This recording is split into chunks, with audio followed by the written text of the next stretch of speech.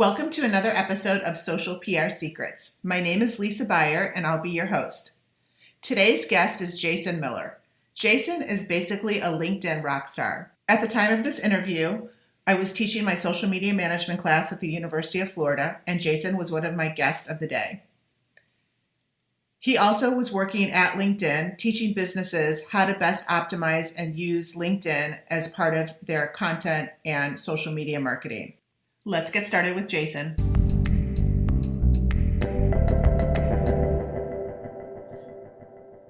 Okay, so welcome everybody. We are now focusing on, this week we're focusing on two things, and one of them is going to be LinkedIn for Business.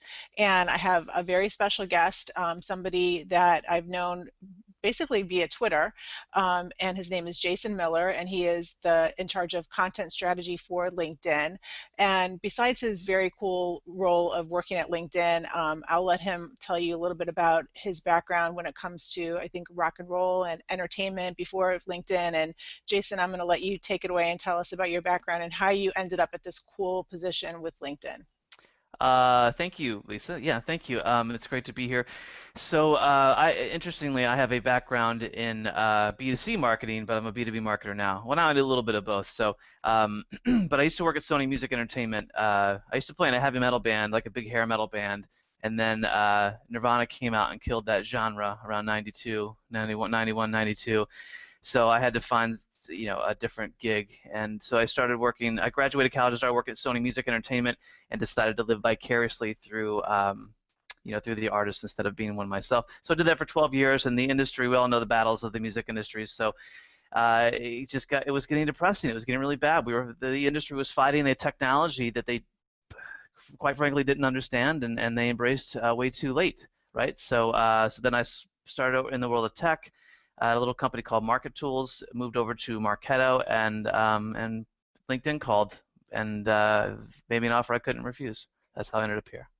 Great, and you also just wrote a book, so tell us about your book. I did.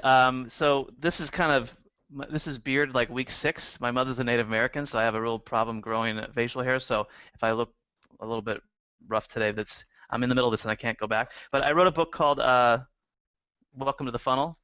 If you are a Guns N' Roses fan, you'll know the cover. Hopefully I don't get in any trouble for copyright violations. But basically, this is kind of who I am. I'm like a rock and roll guy. I love rock music. I shoot concert photography in my spare time. I write a music blog. This is how I dress at LinkedIn. I mean, and they seem to be cool with it. Unless I have to speak to some C-suites or something, then I clean up and put on a tie or something. But I wrote the book basically. It's everything I've learned over the past 3 or 4 years, from things I learned at Sony into Marketo into LinkedIn. Basically, it's a no fluff, no frills approach to getting down to the core of relevancy, creating content that drives results, that drives revenue, and using social as a channel to promote that and track it back to pipeline and revenue one. Everything in this book is stuff that it's from the trenches, right? This is not a philosophical approach. I've done all this stuff. I promise you it works, and it works from a startup all the way up to an enterprise. So all my secrets, everything I know, in one place. A quick read. I inject a little bit of fun personality with some rock and roll quotes and some storytelling, some anecdotes, and some illustrations from Fiverr that was really fun. So yeah, that's it. Okay, awesome. So let's get into the Q&A for LinkedIn for Business. And the students here are in a class called Social Media Management. So they're they're going to be out in the world of managing social media, whether it's for themselves or for a brand or for an agency. So Jason, I just did a workshop and I focused on LinkedIn, and I don't know if I told you this, but I titled the workshop LinkedIn Blue is the New Black, because I really feel like LinkedIn has had this rebirth over the past maybe year or two. And so tell us where LinkedIn is today compared to where it was yesterday and where we're going with it from a business standpoint. Sure, it's a great question. So I've been here almost about a year and a half, a little bit over a year and a half now. And when I first joined, I run content for global content and social for LinkedIn Marketing Solutions specific. So LinkedIn is divided up into Talent Solutions, which is the recruiter tool, which we're all very familiar with, the LSS, which is LinkedIn Sales Solutions, which is the sales navigator tool, which is essential for any sales reps. and then LinkedIn Marketing Solutions, LMS is what we call it. And when I got here, the story, my job was to tell the story of the marketer on LinkedIn, right? Because there was this preconceived notion of, or the stereotype that LinkedIn was only for finding a job, when that's certainly not the case. The strides we've made in content and content creation and content publication, where LinkedIn has positioned themselves to become the definitive professional publishing platform. And what that means is this is a professional mindset. Our members, we did some research and we found that they are looking for content to inspire them, content to help them be better at what they do, content to just make them better marketers in the case of marketing.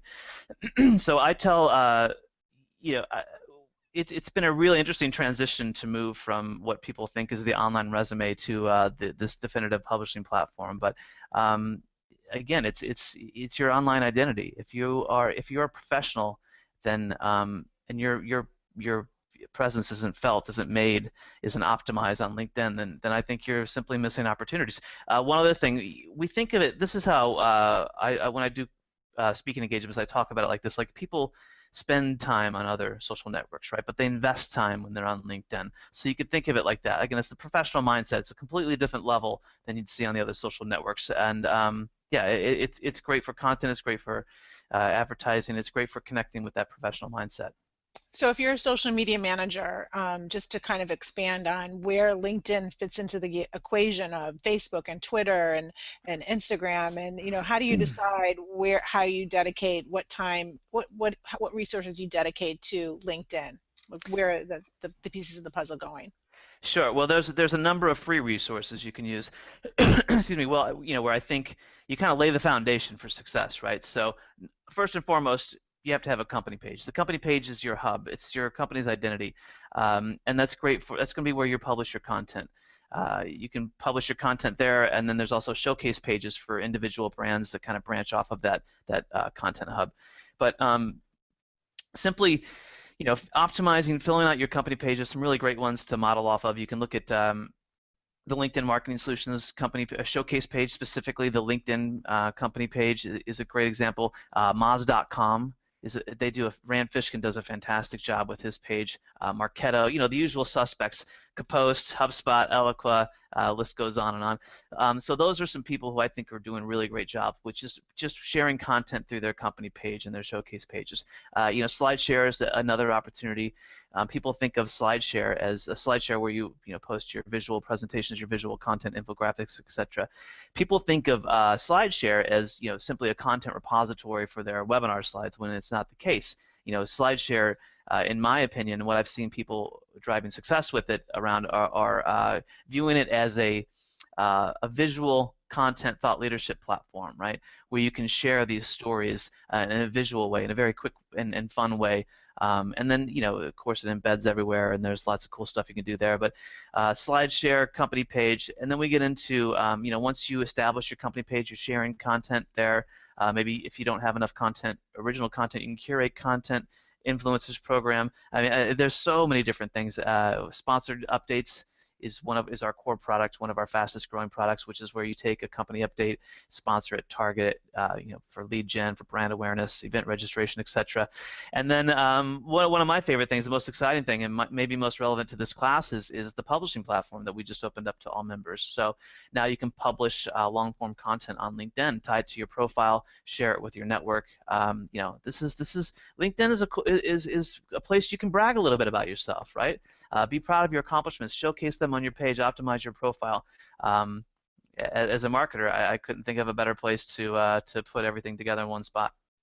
So seeing that we're juniors and seniors and about to graduate and join the workforce in the real world, so what would you suggest from a personal standpoint what their profile should look like? What are some pointers, and what are maybe some fails that you can give an example of maybe businesses, but focusing first on the personal side of LinkedIn, what are some do's and don'ts? Yeah, there's a couple things. Like I wrote a blog post for Convince and Convert for Jay Baer, who I know is a friend of yours, called 7 Reasons Your LinkedIn Profile is a Hot Mess, and it was kind of calling out those pitfalls. It was making making light on some kind of some things that I noticed.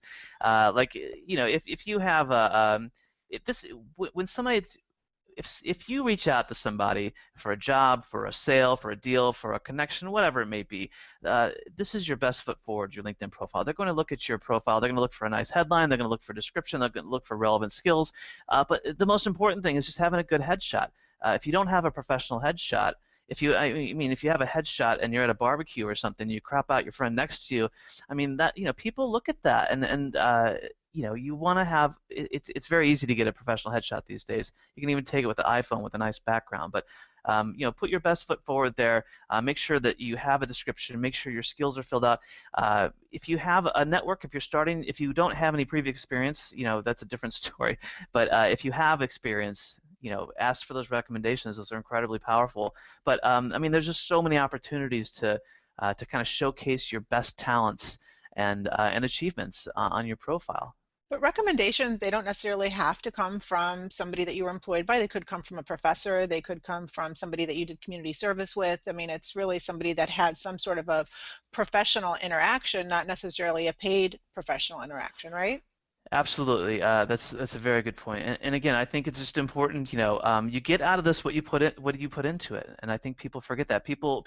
I think sometimes that marketers or even some new graduates just think, oh, if I create this thing, it's going to take on a life of its own. Very much like a social media channel or a blog. That's not the case. You get out of it what you put into it. So Joe Chernoff actually wrote.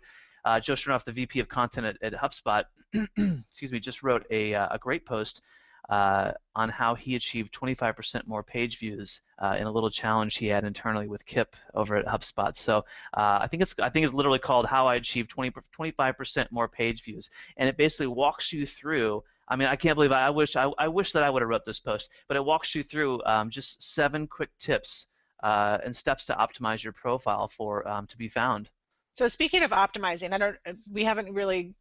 we're just touching on search engine optimization, but there's such thing as social media optimization. So within LinkedIn, can you just kind of explain how keywords affect how people are searching within the LinkedIn network, and how important the content and the words that you choose to describe, whether it's on the business page or whether it's on the personal page, how does that work within the LinkedIn network? Well, it's all about it's similar to there's a classic blog post called Chocolate Donuts by SEO Moz, and it's the perfectly optimized blog post kind of pointed out, and you can see where they put the term chocolate donuts, what they're trying to rank for. They don't overdo it, and it flows naturally. So the same can be applied to your LinkedIn profile. But when in your headline, this is your chance to not just say senior marketing manager here or whatever, but to call out how do you describe yourself in a headline? Right, and think of, go pick up a copy of the New York Times or People Magazine or whatever. What are those headlines that are describing those articles that are pulling you in? The same thing can be thought about yourself. That's the most important thing. As I mentioned, a really well done headshot should be simple and easy. And then, peppering the keywords that you're looking for. Social media manager, social media marketing, peppering those through your description and throughout your profile. And then, with the publishing platform, you can now put a couple of posts up there. It doesn't necessarily have to be original content, but though we encourage that. But put your thoughts up there. Tie it back. This is the complete package here. So don't force it in, and just make sure it flows naturally. And again, nobody can do a better job at describing yourself than what you write down naturally. So just make sure there's no grammatical errors, and that it flows nicely, and that it it's split up nicely throughout the profile.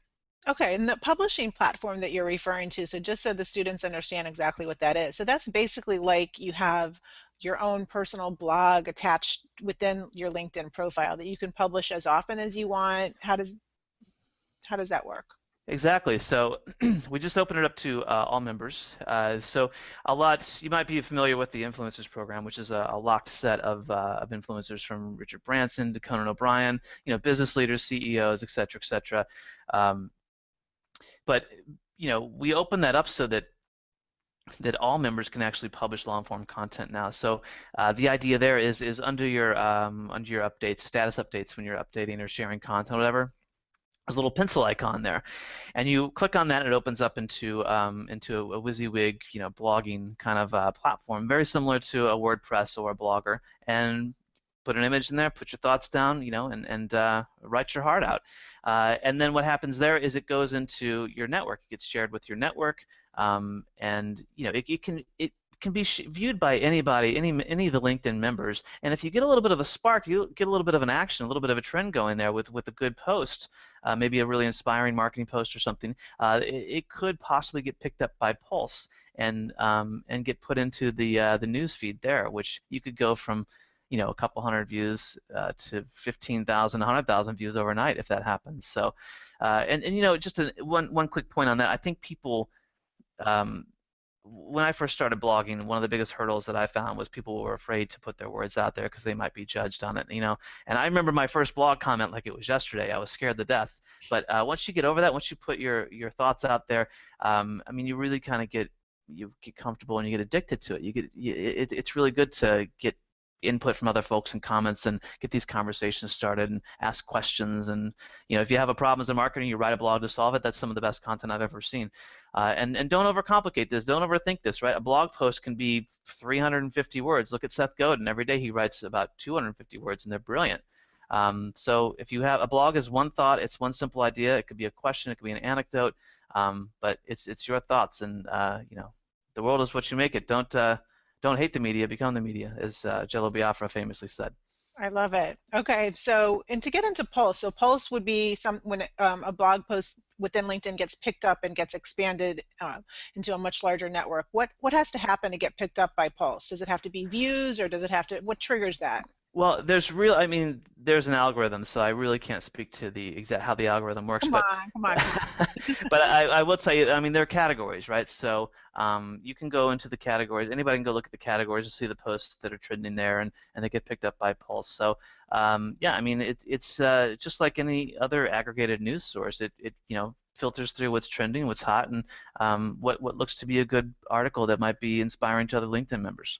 Could you be just starting out, let's say one of our students, and have just a beginner type of network and still get picked up by Pulse? It depends. It's all based on the algorithm and based on on the post itself. But again, I always tell people this. I said, don't go in with crazy expectations because that's not how you get ahead in this world, right?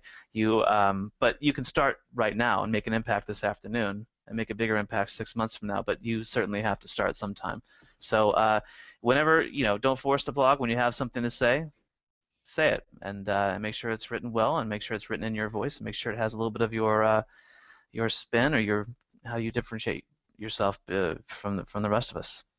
Okay, and the students, viewers here on this interview, so they pretty much grew up with social media, and maybe growing up it was to be very cautious on what they shared on social media. So just from my experience from last semester of students, when I was trying to get them to open up on LinkedIn, some of them were concerned. They wanted to keep their LinkedIn profile on private or have as much privacy as possible. So what do you say to that? I mean, is there a benefit of keeping your LinkedIn profile on private?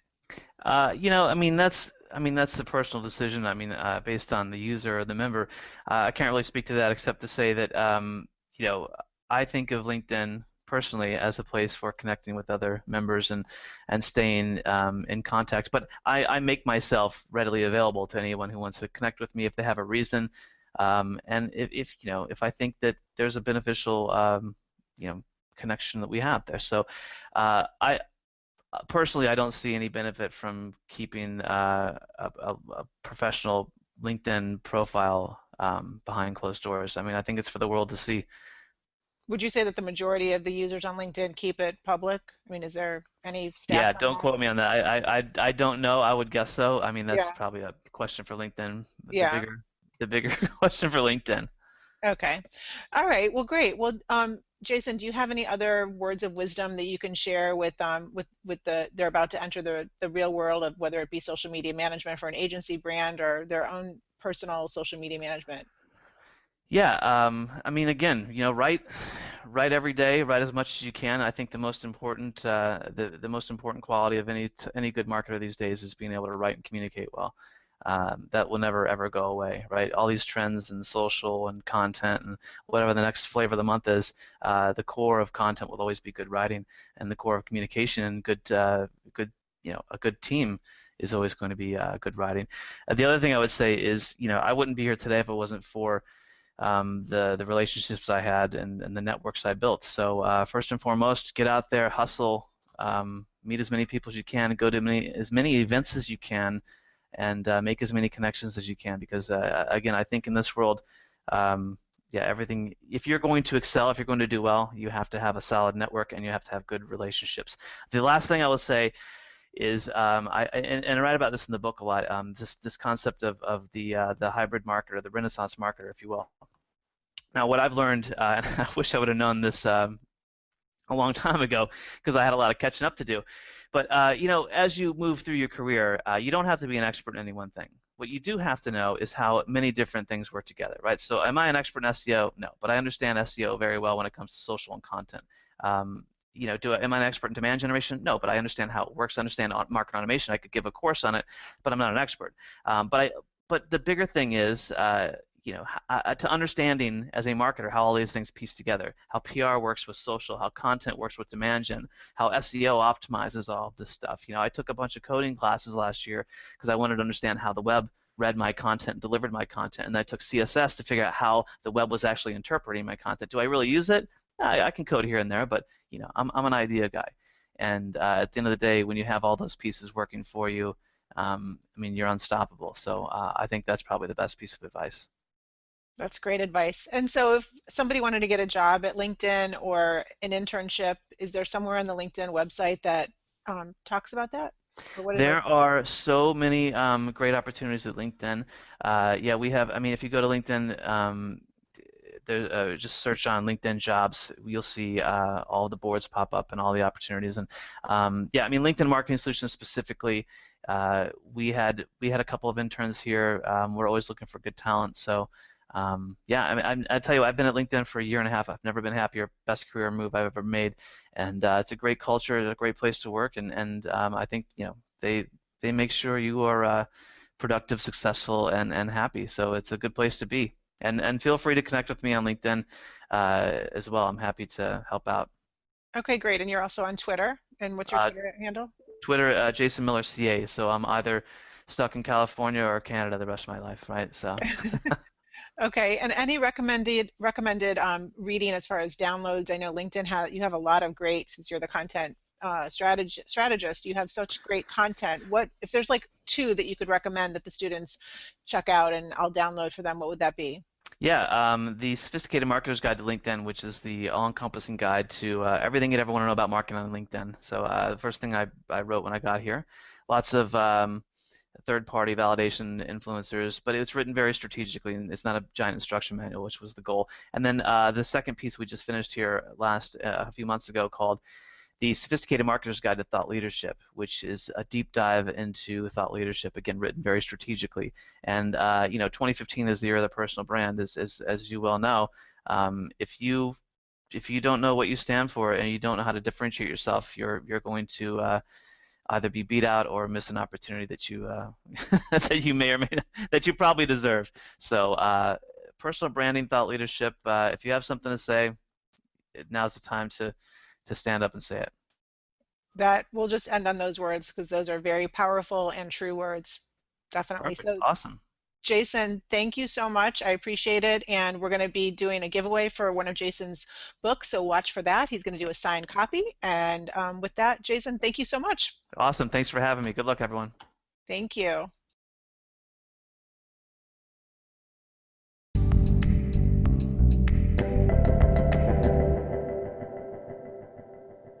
Thank you for listening to this episode of Social PR Secrets. If you like what you heard, check out the book on Amazon or follow our blog at socialprsecrets.com.